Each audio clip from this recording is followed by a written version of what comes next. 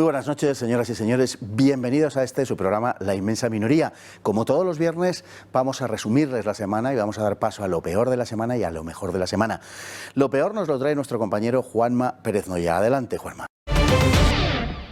Buenas noches, Fernando. Pues a lo largo de esta semana ha continuado el goteo de indicios, de acusaciones en torno a Podemos y su supuesta financiación irregular. Celia Cánovas, que fue senadora del Partido Morado entre 2016 y 2019, quiere personarse como acusación particular contra el partido presidido por Pablo Iglesias. Les acusa de supuesta malversación y blanqueo de capitales en torno a la Caja de Solidaridad. Recordamos que es una caja a la que tienen que contribuir todos los cargos electos del partido con diferentes donaciones y que, según ella, ese dinero que tendría que haber sido destinado a causas benéficas, bueno, pues ella no sabe a dónde ha ido a parar. En concreto dice que durante casi 3 años donó más de 25.000 euros y que no ha vuelto a tener noticia de ellos. Así de contundente se ha mostrado esta mañana en la redacción abierta de esta casa, del Toro TV. La verdad que nunca me planteé, ni nadie nos planteamos nunca el dinero dónde podía ir, la verdad, nunca. Ni nunca se nos informó. Cuando se termina la legislatura, justamente coincidió en el año 2019, yo dejo la legislatura y yo dejé de donar a Podemos en el 2018. Yo ya dije que basta, que ya no seguía donando, que consideraba que me habían tratado muy mal, que no veía nada claro el tema y que no se merecían, que ya había donado 25, ojo, que yo doné 25.000 euros pues en 2 años, no en toda la legislatura. Es decir, que eran 1.000 euros al mes, porque además te pedían la paga extraordinaria de junio y de diciembre, ¿eh? O sea que tenías, esos meses eran 2.000, o sea, eran 14.000 euros al año. Cuidado, ¿eh? Pero no solamente ha hablado de la financiación del partido. Ojo a sus durísimas palabras contra Pablo Iglesias y contra el supuesto machismo que impera en la formación morada. Es un partido extremo, o sea, y esto lo digo porque es así, porque es verdad, extremadamente machista, está clarísimo. No hay que ver más que la dirigencia, quien la forma, y luego cómo se forman y cómo han accedido a esos puestos de responsabilidad política ciertas mujeres. No quiero decir nombres, pero es obvio, ¿no? Es contrario totalmente al feminismo, ¿no? Y al derecho de igualdad de la mujer. Entonces es un partido, insisto, muy machista. Y la verdad que sí que es verdad que cuesta ver a ciertas personas que ahora están en esos puestos corrigiéndote la forma de hablar, el lenguaje inclusivo, sobre todo, que no te equivoques con el lenguaje inclusivo, y en cambio hagan estas cosas.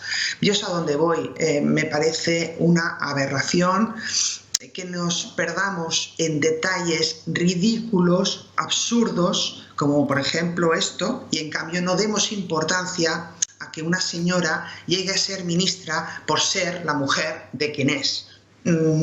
Sobran las palabras. Las personas que tenemos cerebro somos apartadas del partido, ¿no? Y por eso quedan los mediocres, porque nadie se plantea, su cerebro no se plantea estas cuestiones tan trascendentales. Están actuando de cara a la galería e intentando enganchar votos, arrancar votos de ciertos sectores. Mentalmente me costaba muchísimo asumir según qué posturas. La gente en general con la que yo trataba o buscaba aferrarse al poder o buscaba ascender dentro del partido, con lo cual este tema era tabú. Nadie hablaba de esto, nadie hablaba de nada, al revés, todos iban, venga, como corderitos y haciendo, yo vulgarmente lo que digo, haciéndole la pelota al de arriba, ¿eh? Entonces por ahí yo no conseguí, o sea, todo lo que eran cargos electos, que yo, senadores sobre todo, porque claro, yo con quien más trataba eran con senadores, con algunos diputados y gente de altas, o sea, cercanos a Pablo Iglesias incluido, cuando venían a Cataluña a hacer actos, pues yo asistía y tuve ocasión de tener relación con ellos, pero bueno, con quien yo más trataba eran con senadores. Los senadores, ninguno. Realmente, si nos ponemos a mirar, la mayor parte de los senadores están colocados o bien en la ejecutiva actual o bien en cargos de otras comunidades, porque la mayoría eran de fuera, claro, no eran de Madrid, eran de fuera, o bien en cargos de confianza de estas comunidades. Entonces, cuidado, o sea, muy difícil hablar, muy difícil hablar. En fin, durísimas, pero también interesantísimas acusaciones. Por eso recomendamos a todos nuestros espectadores que acudan a la página de YouTube de El Toro TV, a nuestro perfil, para que puedan ver íntegra esta interesantísima entrevista. Fernando. No vamos a dejarles así, evidentemente, de manera que vamos a ofrecerles lo mejor de la semana. Vamos a ver un poco. La izquierda española tiene el Guinness, o anda muy cerca, desde luego, de asesinatos de presidentes de gobierno, al menos en Europa.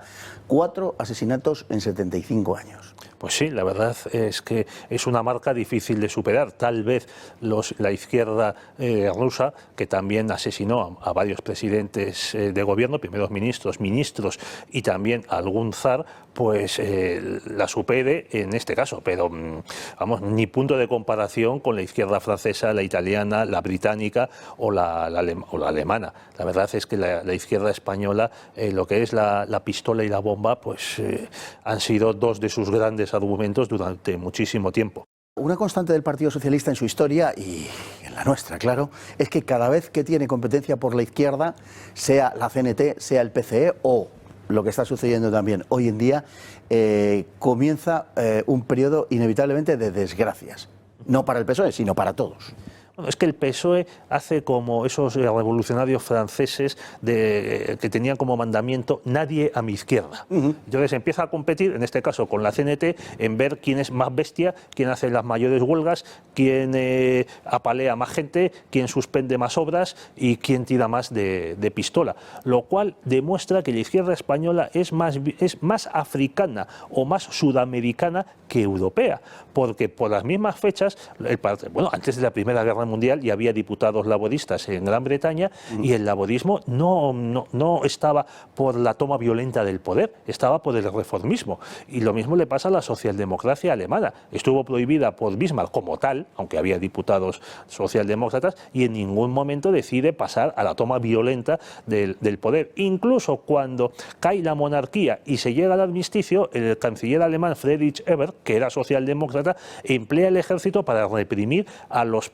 movimientos de extrema izquierda, comunistas, como los espartaquistas, tanto en Berlín como en Baviera. En cambio, tenemos la desgracia de que la izquierda española, en vez de reprimir a esos, en este caso, cenetistas, que no había comunistas apenas, y demás, no, compite con ellos. El Partido Socialista gana las elecciones junto con los republicanos en febrero de 1936. Esas elecciones, hay que decirlo, se dice poco porque durante mucho tiempo se ha aceptado que la izquierda ganó esas elecciones y sin embargo no es cierto, no es verdad.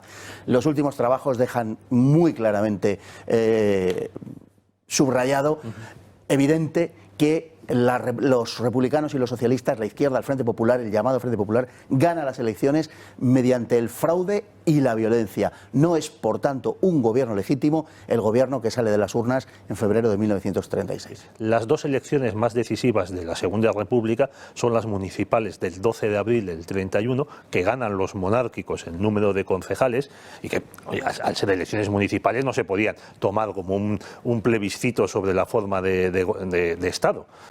Y luego las siguientes son estas que estamos comentando, las del Frente Popular, porque establecen un gobierno que lleva a España a la guerra. Las primeras, a fin de cuentas, las organizan los listos de los monárquicos y ahí no hay violencia. En cambio, en estas sí. En estas, el Partido Socialista, que era el gran partido de masas de la Segunda República, junto con la UGT, su central hermana, lo tenía todo preparado para que la misma tarde que empiezan los recuentos electorales, en algunas zonas de España, que ellos controlaban, pues provincias del sur, de Extremadura, Andalucía, Castilla-La Nueva, empieza a haber violencia y se empiecen a preñar las urnas, como se decía en la Restauración, a manipular las actas y a quemar papeletas de los partidos del bloque nacional. Bueno, pues eso, como usted dice, se insiste en ello muy poco, pero hay que repetirlo una y otra vez. La izquierda en España llega al poder de manera violenta casi todas las veces. Tal y como se enfocaron las elecciones de febrero del 36 y naturalmente todo lo que vendría después, pues está perfectamente resumida por boca de Largo Caballero, que publicaba El Socialista el 9 de febrero de 1936 una declaración de este alto dirigente socialista en la que decía, en vísperas de las elecciones, justo una semana antes, decía: estamos decididos a hacer en España lo que se ha hecho en Rusia. El plan del socialismo español y del comunismo ruso es el mismo. Repito, Largo Caballero en El Socialista el 9 de febrero de 1936. Toda una declaración de intenciones de amor a la democracia. Pues así es, el modelo del PSOE, no del PC, del PSOE era la revolución bolchevique. Incluso en la propaganda que ellos hacían de la revolución de Asturias se vinculaban con la del 17 y hasta con la Comuna de París de 1870. Tan pronto como consiguen esa mayoría amplia en las Cortes republicanas, dan un segundo paso, que es expulsar a Aniceto Alcalá Zamora de la presidencia de la República y colocar a Manuel Azaña como figurón, pero no querían que hubiese nadie que les pudiese contradecir. Incluso se llegó a decir que los socialistas iban a declarar las Cortes que habían elegido como indisolubles, no solo por un mandato de 5 años, sino ser pues una especie de convención republicana estilo francés. Esta ley de violencia de género actualmente vigente fue declarada constitucional por el tribunal que lleva ese nombre gracias al voto de la presidenta del Tribunal Constitucional, María Emilia Casas, a partir de un caso muy rocambolesco, por cierto, que sucedió con ella. Sí, es increíble. Esta Casas estuvo además investigada porque apareció en unas grabaciones con una letrada, que además luego fue acusada de matar a su marido, y donde Casas le decía: métete en el circuito judicial con cualquier pretexto, tú recurre y cuando llegues a hacer un recurso de amparo al Constitucional me llamas y ya intervengo yo.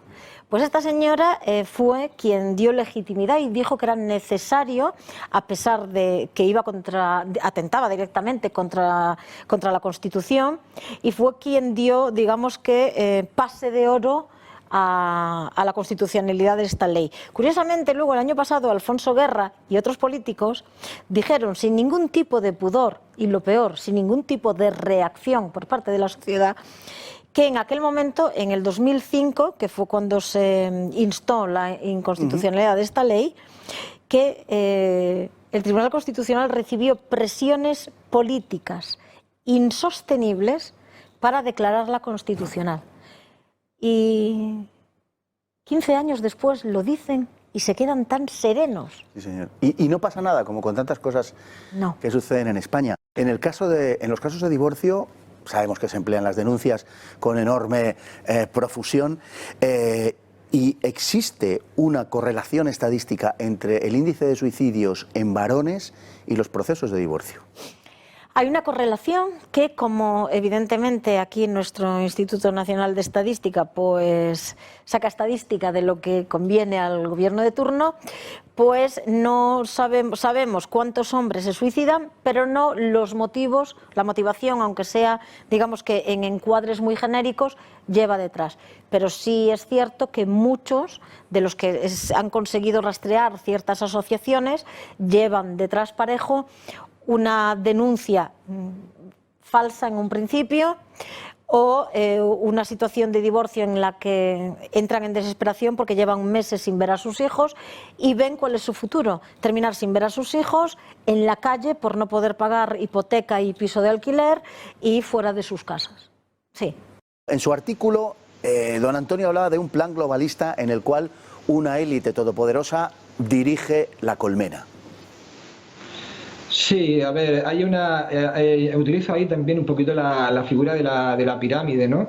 Porque evidentemente es un símbolo pues, de raigambre masónica pues, muy conocido, y la visión de los globalistas es que tiene que haber una superélite en el vértice de la pirámide. Esa superélite es la única que conoce el verdadero funcionamiento y el sentido de todo lo que sucede, y por debajo pues hay una masa de población que, bueno, pues como en la caverna platónica, pues cree lo que proyecta esa élite sobre la pantalla o sobre las pantallas que le sirven como guía, y esa debe ser la estructura de la sociedad.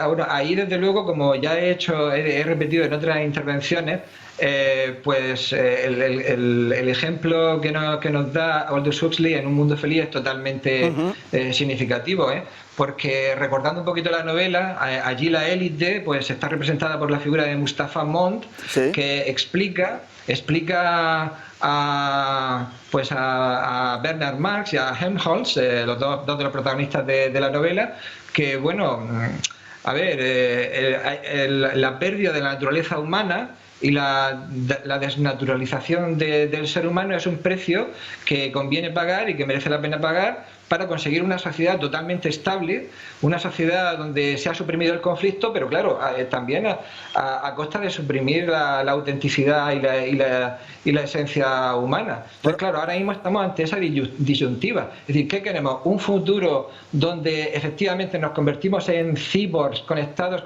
constantemente a Internet, manipulados emocionalmente, simplificados emocionalmente, y vamos hacia esa sociedad más estable, entre comillas, que nos anticipaba Huxley, o nos atrevemos a probar otro camino, porque existen otros caminos alternativos. Es decir, no creamos que hay solamente dos opciones, lo que tenemos hoy y ese futuro que nos ofrecen los globalistas. Hay otras opciones, pero hay que explorarlas. Uno de los gurús de esta élite globalista es Ray Kurzweil, que nos anuncia un mundo transhumanista, un mundo que es absolutamente, bueno, el mundo de los cyborgs, un mundo que es absolutamente escalofriante porque es un mundo completamente deshumanizado. Sí, es escalofriante, es deshumanizado, pero hay una minoría bastante influyente que no lo percibe así. Es decir, por supuesto, el mismo Ray Kurzweil, también los seguidores de esta especie de religión tecnológica que es el transhumanismo. El caso de Kurzweil es de lo más curioso porque resulta que él actualmente pues tiene unos 70 años más o menos. Sí. Y bueno, pues es curioso que él, no sé si has visto tú ese dato, esa información, desde hace bastantes años tiene un consejero nutricional que le hace tomar una cantidad ingente diaria de pastillas. En 2006, según los artículos que leí en su momento, eran 250 pastillas que tomaba al día con un montón de suplementos vitamínicos, etcétera, porque en ese momento él decía que quería llegar al año 2029 cuando pensaba que el desarrollo tecnológico ya permitiría la transferencia de la conciencia humana a un soporte informático y por tanto una inmortalidad conseguida por medios puramente humanos, porque hay que añadir que el transhumanismo es totalmente materialista y totalmente ateo. Es decir, ahí no hay trascendencia ni esperanza en Dios después de la muerte ni nada que se le parezca, ¿no? Ahora la fecha de 2029 se ha transferido pues a 2045. Es una fecha que la Singularity University, una institución muy generosamente financiada por todos los grandes gigantes de Silicon Valley, pues tiene como el punto marcado para que se produzca esa transición, esa singularidad, ese momento crítico en el que será posible pues suprimir, por lo menos para la élite globalista, la inmortalidad corporal y pues prolongar la vida humana, digamos, ad libitum. Nos queda apenas un minuto, don Antonio, pero los planes que nos han anunciado por parte del gobierno, del poder, de control de los teléfonos y de control de los medios de comunicación personales, nos conducen a esa consideración, a ese futuro en el que el ejemplo alabado y aclamado por la élite globalista de forma abierta es China. Efectivamente, bueno, esto ya empezó después de las Torres Gemelas en 2001, la vigilancia en ese momento con la excusa, digamos, de la lucha contra el terrorismo, pues empezamos a admitir una serie de intromisiones en nuestra vida privada. Luego, pues bueno, recuerda todas las revelaciones de Edward Snowden sobre las tropelías realizadas por la NSA en Estados Unidos bajo la administración de Obama.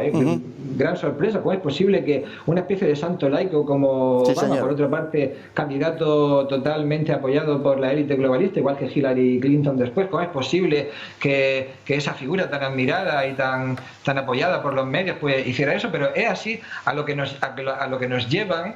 A ver, el modelo es China, de acuerdo, pero es que lo que quiere hacer Occidente no es propiamente implantar el modelo chino, porque eso además culturalmente pues no se puede hacer así tal cual, ¿no? Sino adaptarlo a esa vigilancia realizada por las redes sociales, que sería lo propio que añadiría Occidente.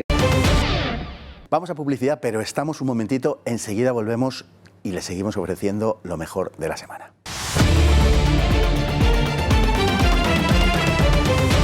Ya de vuelta, era poco tiempo como les dijimos, seguimos ofreciéndoles lo mejor de la semana. Vamos a ver lo que opinaba Arturo Pérez Reverte en entrevista con Iñaki Gabilondo, al hilo digo, precisamente la ruptura protestante y de Trento. Dices tú que nos equivocamos de Dios en Trento y que en vez de elegir el Dios luterano y de los protestantes, elegimos el Dios de Trento, de la Contrarreforma, y que ahí iniciamos ya un camino que nos ha venido llevando, en fin, fuera de las corrientes dominantes en el mundo. Estoy convencido de ello. En España hemos tenido dos momentos en los cuales hemos perdido el tren de la historia. En Trento, apostamos por un Dios diferente, y en la Guerra de Independencia luchamos contra el enemigo equivocado. Son nuestros dos grandes pecados históricos. En Trento, porque resulta que cuando aparece un Dios moderno que dice, bueno, pues tú negocia, trabaja, sé ciudadano honrado, haz negocios y Dios te ve con buenos ojos, bueno, y crea ese mundo, ese mundo, digamos, mirando al futuro, que ha hecho sí posible en los países del norte, ¿no? Aquí seguimos todavía aferrados, nos quedamos con ese Dios oscuro, reaccionario, delata al vecino que no es buen cristiano, denuncia la Inquisición aquel tal, escucha el cura en el púlpito, hijos míos, yo, ese tipo de sociedad, ¿no? Entonces, ese Dios oscuro y reaccionario con el que nos quedamos en Trento marcó, ese Dios y sus ministros marcaron una sociedad. Sí, una sociedad, y además los que eligieron el otro Dios aprendieron a leer, porque tenían que leer la Biblia. La Biblia, claro. Mientras que nosotros no. Arrastramos un analfabetismo durante mucho tiempo y ellos se alfabetizaron enseguida. Aquí lo hacía el sacerdote, el obispo de turno, era el que leía por nosotros. No dejármelo a mí, que yo interpreto, ¿no? Don Juan Manuel, ¿nos equivocamos de Dios en Trento? Bueno, esto ha sido como una especie de catarata de pensamiento sistémico, valga el oxímoron, porque pensamiento y sistémico son cosas incompatibles, ¿no? No, bueno, es una catarata de tópicos grotescos, ¿no? Es decir, si los españoles no hubiéramos elegido al Dios que elegimos, que por otra parte es el mismo Dios, lo que pasa que los católicos consideramos que lo conocemos más perfectamente que los protestantes, ¿no? Simplemente, ¿no? Es decir, pero bueno, en teoría el Dios es el mismo, pero bueno, esto sería otro tema. Aceptando la expresión, claro, si no hubiéramos aceptado ese Dios, no existiría el Quijote, no existiría Murillo, no existiría Unamuno, no existiría... Pero es que incluso los españoles heterodoxos, que esto es una cosa que demuestra Marcelino Méndez Pelayo, los españoles heterodoxos solamente pueden serlo contra la tradición católica. Y además hay que decir que sus logros suelen ser irrelevantes para la historia del arte y del pensamiento. También hay que decirlo, porque no suelen ser más que recuelos del arte y del pensamiento extranjero, ¿no? Pero la realidad es que todas las cimas del arte y de la cultura española serían impensables, ¿no? Si no hubiésemos elegido ese bando. De manera que en sí mismo, planteando una especie de ucronía, ¿no? Pues sería grotesco, porque todas las grandes creaciones del arte y del pensamiento españoles están ligadas a esa elección que se hizo, ¿no? Pero luego, por lo demás, pues no sé, podríamos entrar en tantas y tantas cuestiones, ¿no? Antes dije que el legado de Lutero, pues que había influido, no pensásemos solamente en el dogma religioso, sino que luego tiene plasmaciones, encarnaciones monstruosas en la realidad. Y ponía el ejemplo político, ¿no? Pero es que podríamos hablar de la monstruosidad que supuso, por ejemplo, el libre examen, ¿no? Es decir, que tú te juzgas a ti mismo. Tú te juzgas a ti mismo. Claro, esto en realidad es la abolición completa de la posibilidad de una sociedad que comparta unos principios. Y esto conduce al desmembramiento de las sociedades, porque cada uno piensa que es bueno aquello que le conviene, naturalmente. Primero desarrollas un puritanismo, porque dices, no, yo esto no lo hago porque yo soy buenecito. Pero como luego lo haces, no lo quieres reconocer, y entonces conviertes el mal en bien. O sea, quiero decir que las ideas luteranas tuvieron una influencia monstruosa en todos los aspectos de la vida. Pensemos en el arte, por ejemplo. La supresión de la Virgen María, que era para los cristianos era la expresión suma de la belleza, ¿no? Y también la posibilidad vertiginosa de que Dios fuera fuera gestado dentro de un cuerpo humano.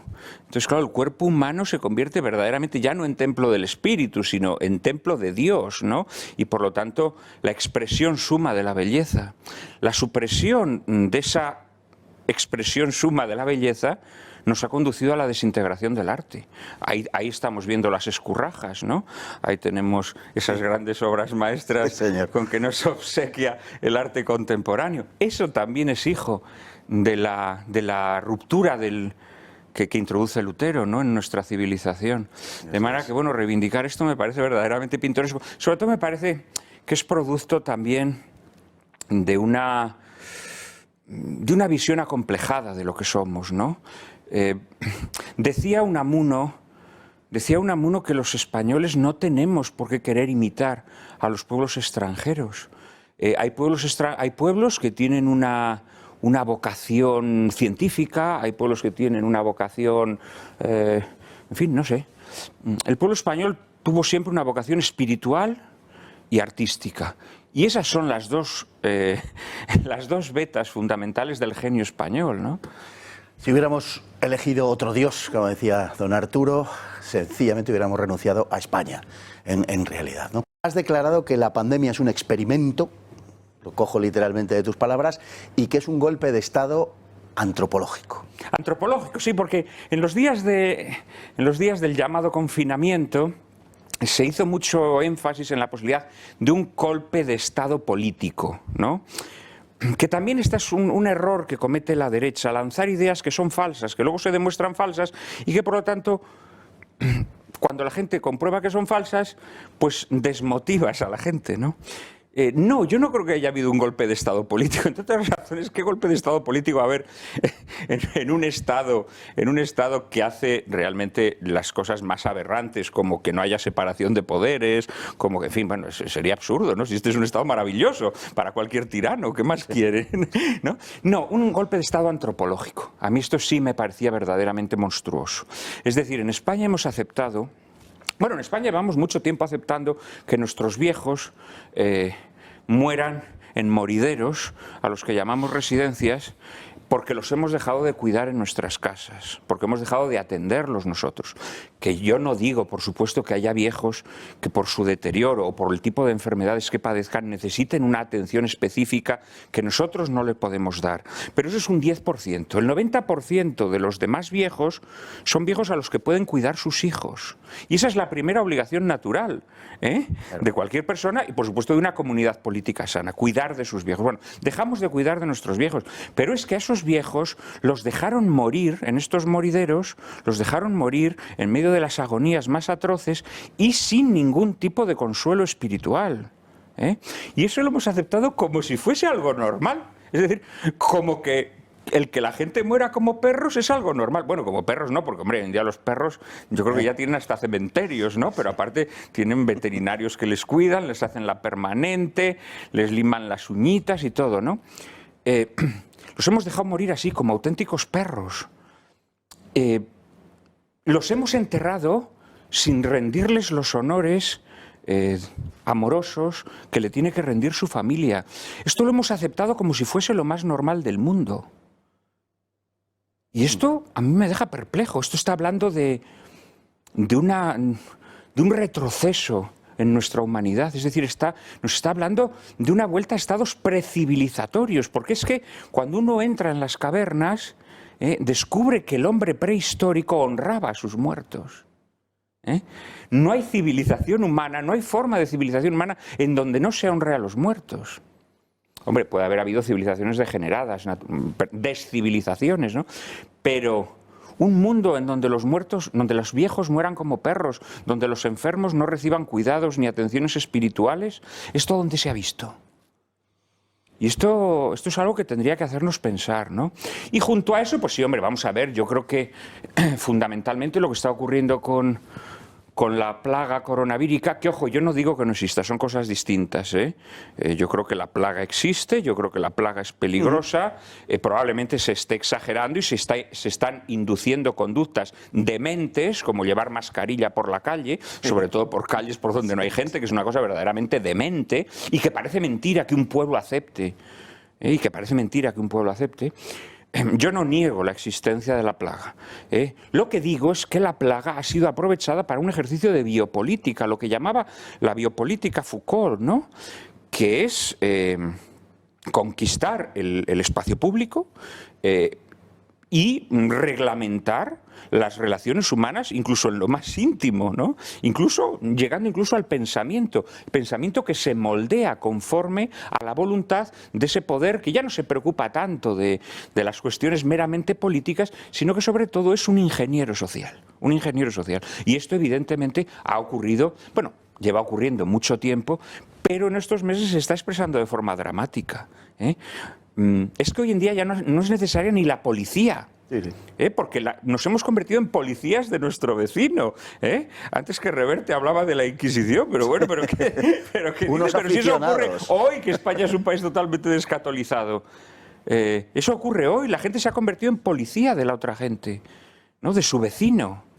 Entonces, claro, digamos que se han inducido una serie de conductas que estaban ya latentes, porque forman parte, digamos, de nuestro cerebro reptiliano, de la llamada de la selva, la animalización de la sociedad, la destrucción de la comunidad política, en definitiva, ¿no?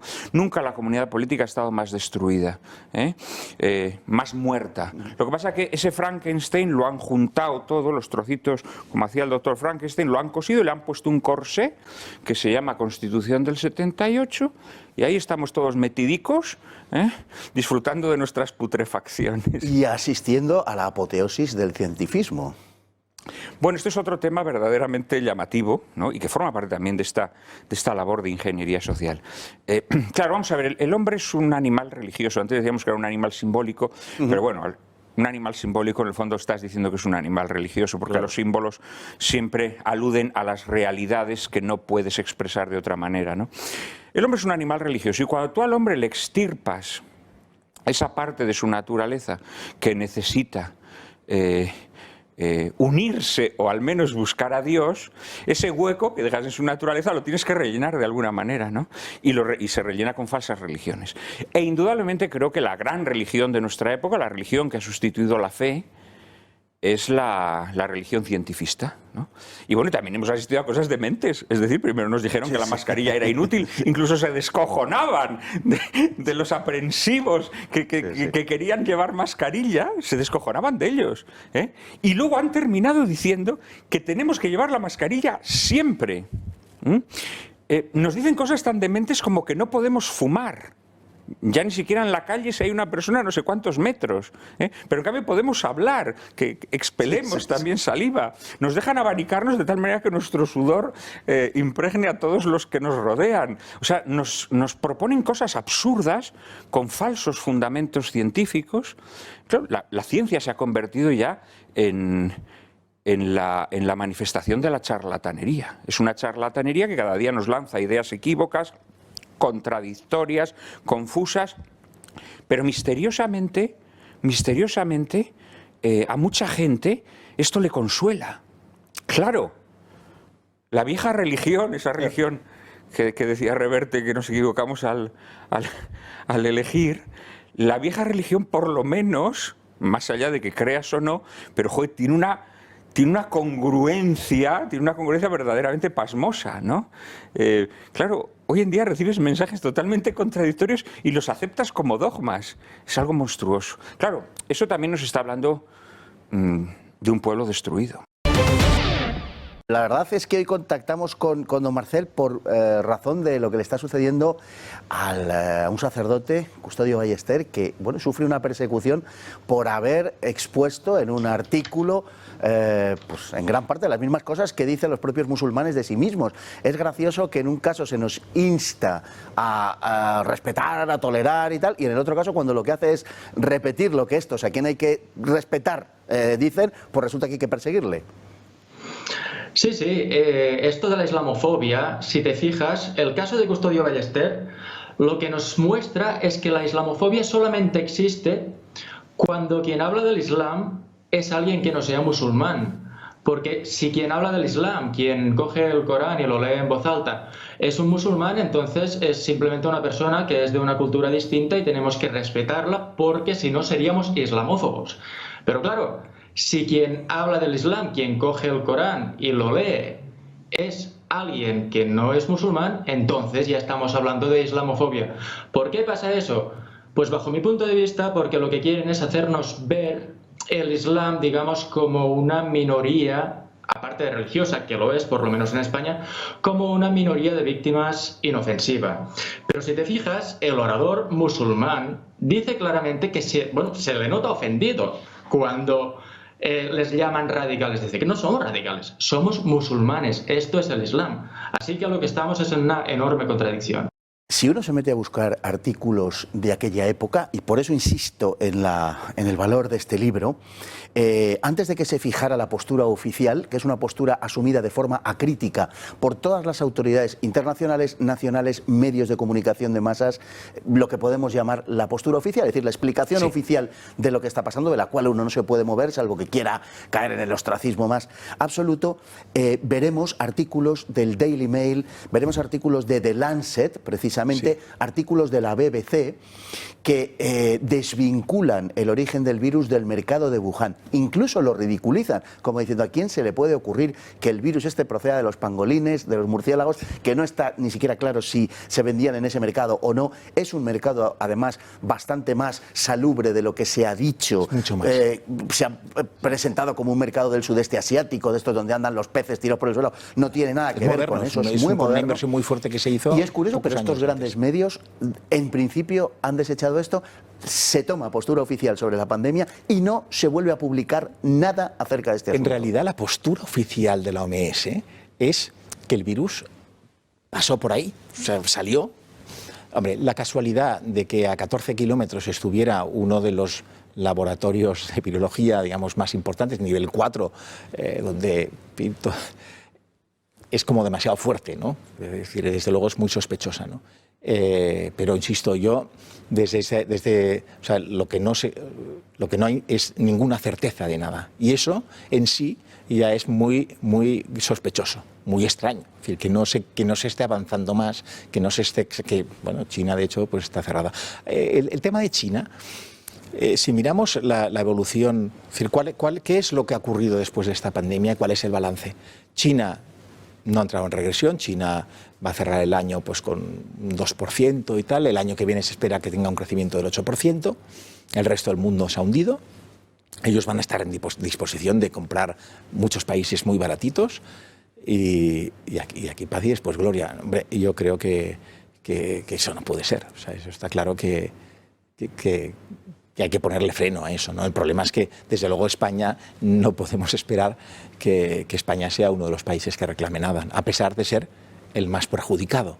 Y el más perjudicado, porque yo quizás sí debería decir que el libro, en la mayor parte del libro, lo dedico más a analizar la gestión que se ha hecho aquí en España, ¿no? En el caso de la Comunidad de Madrid, ¿hay alguna relación, digamos, alguna responsabilidad por parte del Gobierno en la situación de Madrid? En julio nos dijeron que esto se había acabado. Toda. Eso sí que, aunque no está en el libro, obviamente, porque ya lo había editado, pero lo he analizado muchísimo. Todos los gráficos son una recta desde el 4 de julio, que se abrieron las fronteras y que fueron llegando por avión muchísimos infectados, además de todas otras muchas medidas que han sido absurdas, una línea recta. Durante sus largas vacaciones se continuaba aumentando los niveles de positividad de los test, los niveles, por supuesto, de contagios, los niveles, cualquier gráfico, los niveles de hospitalizaciones, los niveles de ocupación de UCIs. No ha habido ninguna variación por la reentrée o algo así. Ha sido toda una línea recta. Parece como si hubiesen querido pues prepararlo para ahora dejar la responsabilidad a las autonomías, que ellas fallasen y decir, mira tú, es que hemos fallado todos, y de esta forma diluían la responsabilidad anterior. Pero realmente cualquier análisis demuestra que la gestión, yo creo de verdad que el ministro ya debería haber dimitido en febrero porque no estaba capacitado para eso, pero que tienen que hacerlo ahora innegablemente. Y esto ha sido todo, amigos, todo lo que ha dado de sí esta semana. Les deseamos que pasen una muy buena noche y que tengan un muy buen fin de semana. Hasta el lunes, Dios mediante.